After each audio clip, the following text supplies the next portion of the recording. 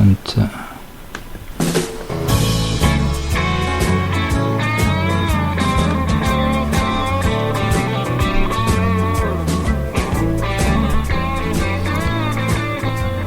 Welcome to the Aging Boomers. I'm your host, Frank Sampson, and we're thrilled to have you on. The Aging Boomers is a show where we discuss so many of the issues facing boomers, their parents, and what is, of course, an aging population.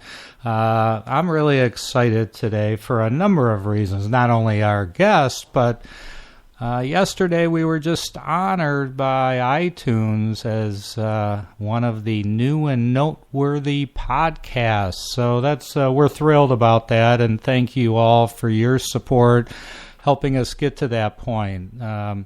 And if this is your first time listening, certainly feel free to send to your friends and family how to get the podcast, which you can go to either iTunes or if you have an iPhone or Android phone, you could download the free app called The Aging Boomers, of course.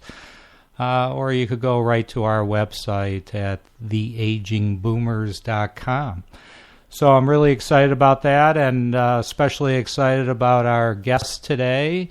Her name is Katheryn Mehl Miller. I interviewed Kay when I just had the radio show before we started doing these podcasts, and she's just a wonderful woman. And tell you a little bit about Kay. She's a PhD, enjoyed careers in journalism, teaching, and psychotherapy earlier in life.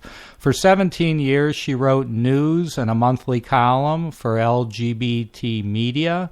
She has authored 3 books, Talking It Over, Understanding Sexual Diversity, tells her story as the mother of a gay son and an activist for the community. Also, Living with the Stranger in Me, an exploration of aging. Actually, that's what we talked about last time, right, Kay? That examines aging issues in terms of loss and renewal. And her new book that we're going to discuss today, actually, it's a novel. It's called Love Comes at Twilight. A senior love story continues the theme of being visible and fully engaged while aging.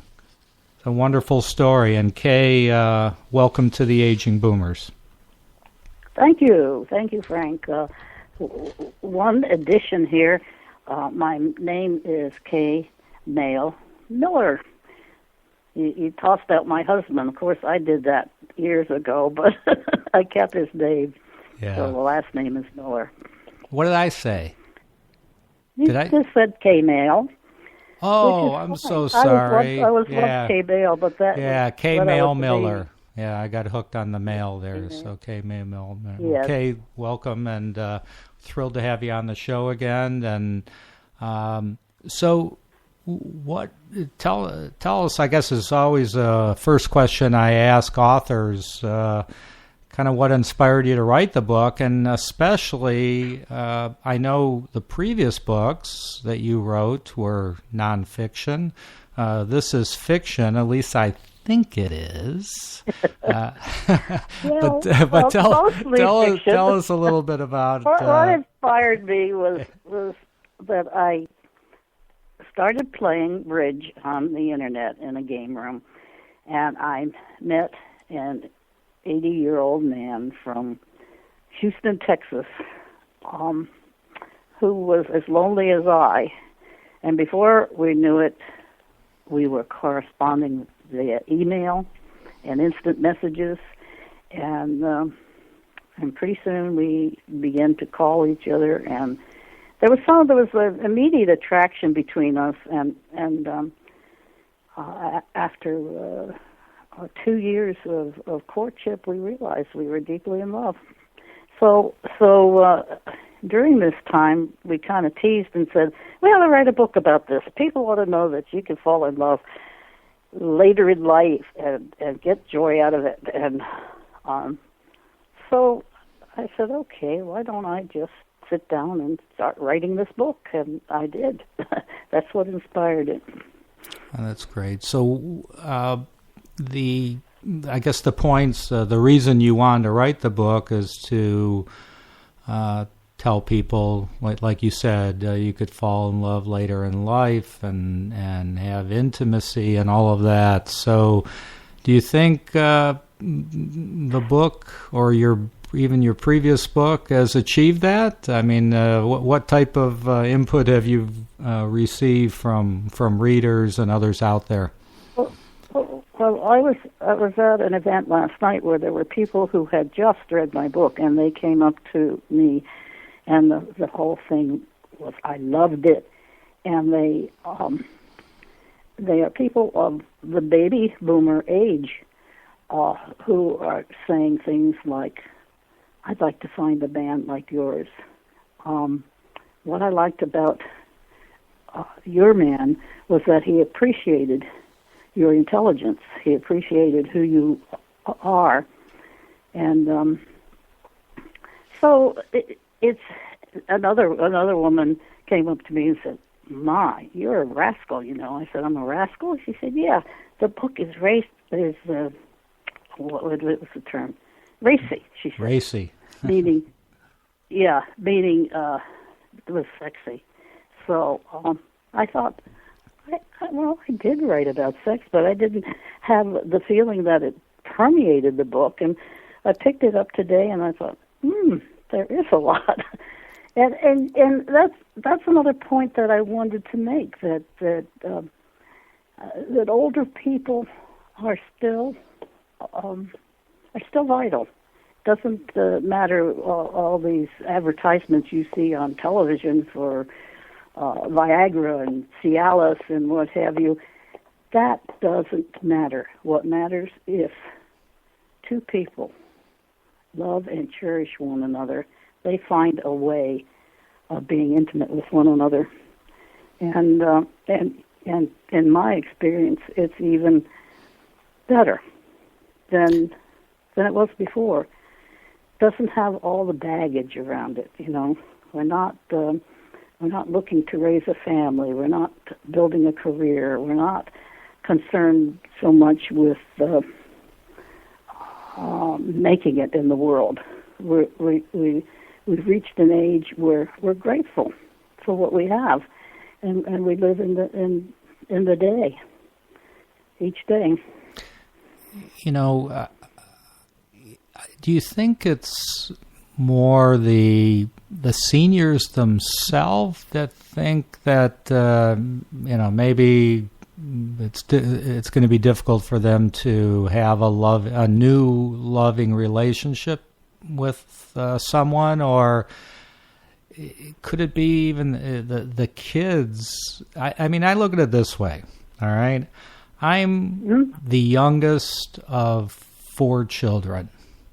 Okay. Yes. As far as I was concerned, my parents had sex 4 times. Okay? I mean, that's right. it. All right? So I don't want to know about anything. But let me ask you, do you think it's... I want to blow that myth right out of the water. All right, let's do it. Yeah, is that what you wanted to Yeah, ask I want you to talk. How do they deal with the children who, may say, "Oh, Mom, you're too old for this," or "Dad"? Do you hear that, or do you think that the adult children, who probably are boomer age right now, I mean, do you think that they discourage or encourage their parents or a parent? I can't speak for all boomers. Or even all parents, but the people who are around me, I think are more open to that. One of the advantages of having a parent fall in love and being cared for by someone else is just that, being cared for by someone else. It takes the pressure off of a child to be there all the time for his or her parent. Sometimes older people can be demanding in that way because they are lonely and they want to see their children, and if you if you're lucky enough to discover someone who loves you and whom you love, then that relationship becomes the prime relationship. And not that you don't pay attention to your children anymore, but it's as if you're back into that very special, intimate relationship with another person. You're married, you know exactly what I mean. Right. You have somebody to come home to, you have somebody to sit down and watch television with, you have somebody to talk over the day's events. It's something that is missing once you lose a spouse by a death or divorce. The loneliness can set in. And the loneliness is it comes creeping in at night, particularly because for me, I can be out all day long enjoying myself. I have lots of friends, lots of distractions, and I come home to a house that's just empty. It just, you can feel it, and you don't want to talk to yourself because you become inarticulate when you talk to yourself. You need somebody to bounce ideas off of. So falling in love is very, very special at this age, and I recommend it. You know, every at every age group, you know, I mean, like you said, if you get married younger, you got the careers, and then you got the children, and there's always, wonderful things going, but challenges at the same time. There's different challenges when you're older, someone in their 70s, 80s, 90s, building a new relationship together. One of them's health. I mean, how do you... Health is one of them. Yeah, how do you deal with that, I mean, you're going through it some right now. You cross your fingers. Yeah. Yes, I have health issues, and my partner Al also has health issues. And you have to take it one day at a time, and you have to trust that everything will be as it's supposed to be. And I've learned that I can't control anything, and I keep going back to gratitude. How could I be so lucky to find this perfect man at this age and to be so happy with him, to experience such joy? And I think even beyond the time when he dies or I die, say if he were to die first, I think beyond that time, I will have that. I will have that very special joy that will nurture me and will allow me to share the love with others. Mm-hmm. I notice that being in love helps me to pay attention to other people and to talk to them and minister to them emotionally. Right. And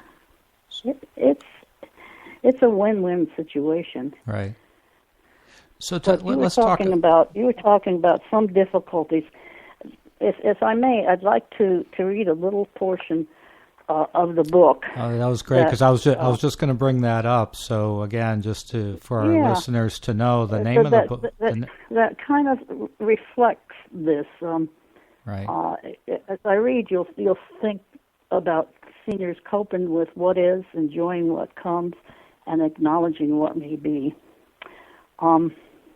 This portion, Carol, who is the aging widow who has fallen in love with Ellis, is at her women's group, and she's struggling to try to tell them that she's fallen in love. She doesn't know exactly how to do that. And as she's talking, she thinks about her friend Dana, who is there, and her relationship with Frank. So Frank became part of Dana's life, and he kind of overwhelmed her to the point where she had to put boundaries. And so here we go. Okay. Frank's excessive attention became uncomfortable. She wanted companionship. He wanted sex. Dana was reluctant. It was only 2 years since her beloved David's death. How can I? She asked the group. I'm still grieving. I'd feel guilty. Besides, it's been so long, I'm not sure I'd know what to do anymore.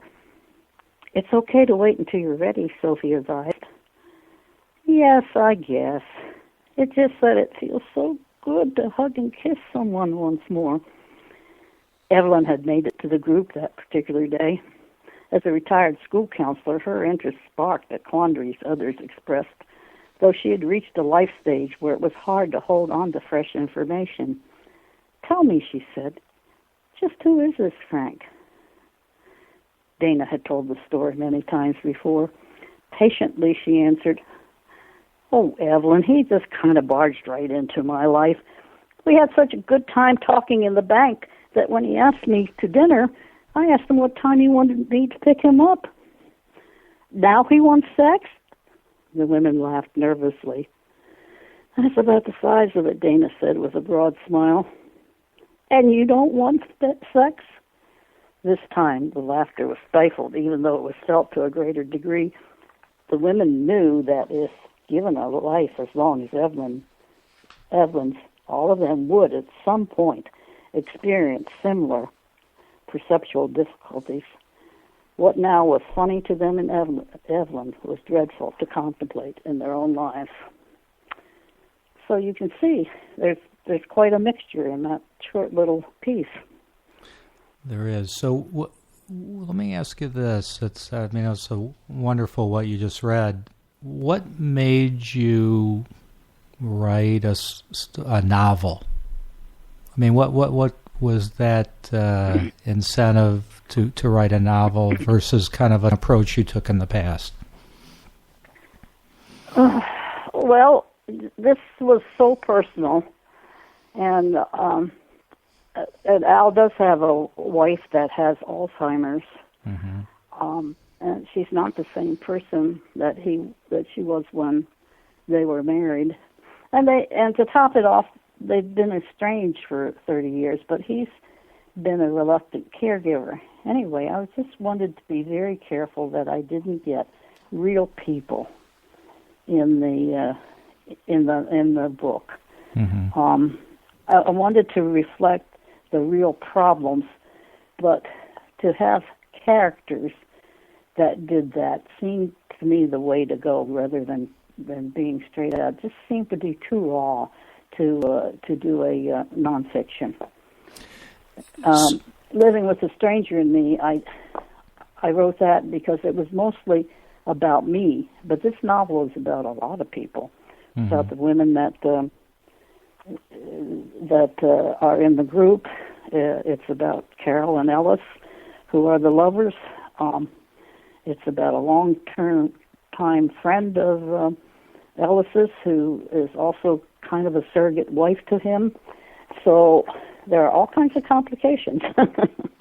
And anyway. What advice would you give? I mean, you talked about Al's situation. Mm-hmm.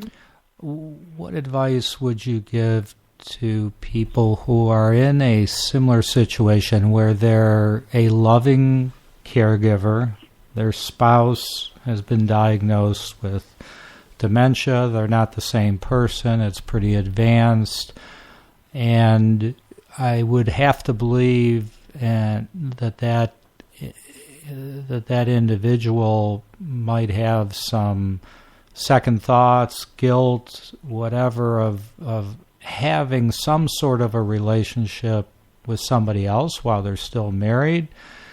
And there's a lot of those situations out there, and I'm sure we have listeners listening to to this interview right now in that situation. It's a tough one, but any advice you can give? Personally, I felt guilty because I'm not in the business of breaking up marriages. However, this marriage had already broken up 30 years ago, and he stayed in order to take care of her because she had these various illnesses which culminated in the Alzheimer's. Yeah. She's not the same person that she was when he married her. She's changed so much. They don't have that intimate relationship that maybe some people, even though their spouse has Alzheimer's, they still have that loving relationship. That may be more difficult for them to choose to live a life of their own. But this is where you are. This is the reality of losing someone to that awful, awful disease. It's just, I would advise people to take a look and look at their own lives and see what they want out of life. And if they want to go on living, then there's a decision to be made. And not an easy decision. No, it's not at all. But and again, I think you talked a lot about it in the book. But if I'm asking something you'd rather not talk about, that I understand. But his family is aware, right? Yes.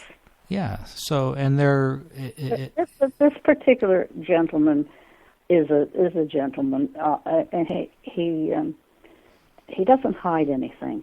Right from the beginning, he told me he had a wife. He told me about the situation, and he told me over and over again what the situation was, to the point that I knew he was telling the truth.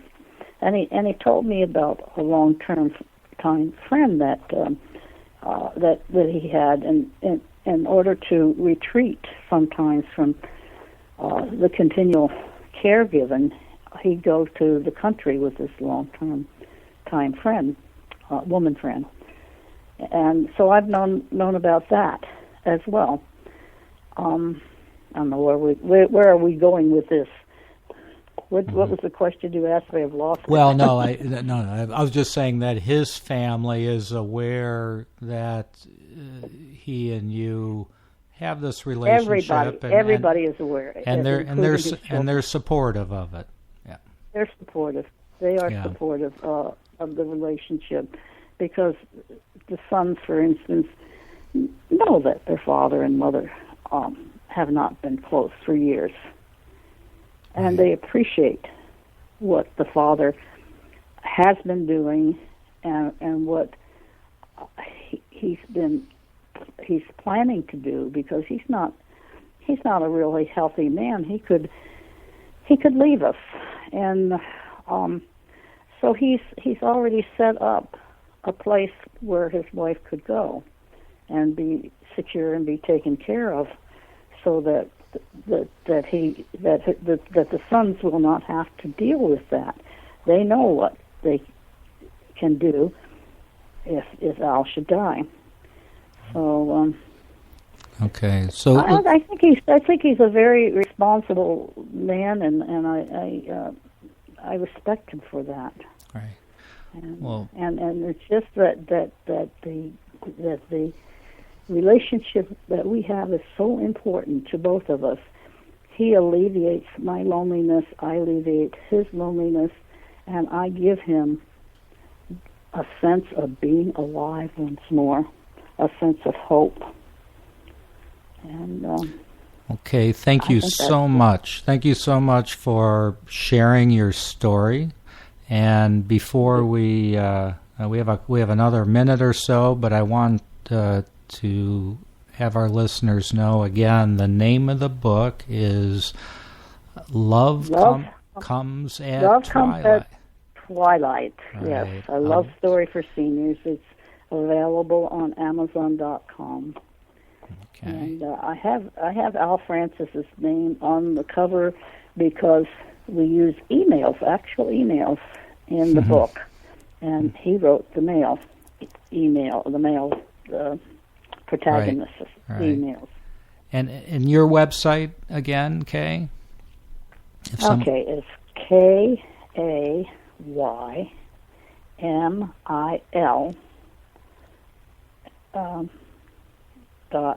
.com.